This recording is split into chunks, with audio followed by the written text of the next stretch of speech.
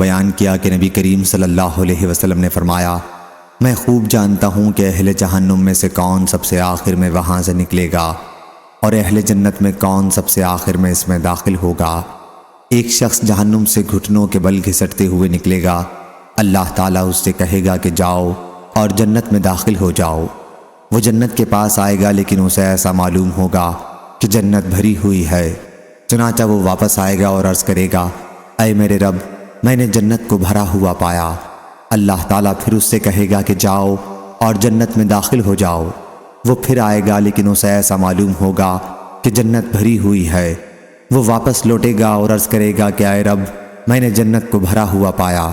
اللہ تعالیٰ فرمائے گا، جاؤ اور جنت میں داخل ہو جاؤ، تمہیں دنیا اور اس سے 10 گنا دیا جاتا ہے۔ یا اللہ تعالیٰ فرمائے گا کہ تمہیں دنیا کے 10 گنا دیا جاتا ہے۔ وہ شخص کہے گا، تو میرا مذاق بناتا ہے، حالانکہ تو شہنشاہ ہے۔ میں نے دیکھا کہ اس بات پر رسول اللہ صلی اللہ علیہ وسلم ہنس دیے اور آپ کے آگے کے دندان مبارک ظاہر ہو گئے، اور کہا جاتا ہے کہ وہ جنت کا سب سے کم درجے والا شخص ہوگا۔ صحیح بخاری حدیث نمبر 6571۔